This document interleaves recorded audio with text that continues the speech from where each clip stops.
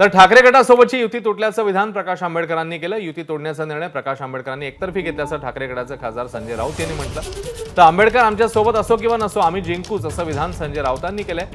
जनमत आमच्या सोबत आहे, मात्र आंबेडकर असते तर मताधिक्य वाढलं असतं असंही राऊतांनी म्हटलेलं आहे। मी त्यांना 4 जागा ज्या आहेत त्या परत देतोय, त्यांनी त्याच्यावरती लढावं।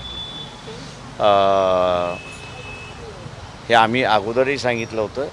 पब्लिकली ते 4 म्हणत असले तरी जे बैठकीला गेले त्यांना ऑफिशियली ज्यांनी आम्हाला सांगितलेलं आहे पक्षाच्या यांनी, त्याच्यामध्ये 1 अकोला आणि 2 उरलेल्या अशा जागा त्यांनी ऑफर केलेल्या आहेत। त्याच्यामुळे खोटं बोलणं जे आहे ते थांबलं पाहिजे असं माझं स्वतःचं म्हणणं आहे। सर, तुम्ही किती तारखेपर्यंत थांबणार आहात, कधीपर्यंत थांबणार आहात? ते मी कोणावरती कॉमेंट करणार नाही। ज्यांना कोणाचं करायचं मी कालच जाहीर केलं की 26ला आम्ही आमची भूमिका त्या ठिकाणी जाहीर करू। त्यांच्या 16 महाविकास आघाडीच्या मागे जनमत आणि लोकमत आहे।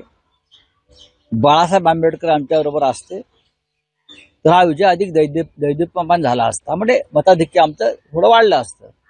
याचा अर्थ असा नाही की आम्ही परावलंबी आहोत, पण या महाराष्ट्रातल्या शोषित वंचित पीडित जनतेला आमच्याबरोबर घ्यावं, पण ही जनता आमच्याबरोबरच आहे आणि राहील। बाळासाहेब आंबेडकर सन्माननीय नेते आहेत, त्यांचं संघटन महत्त्वाचं आहे।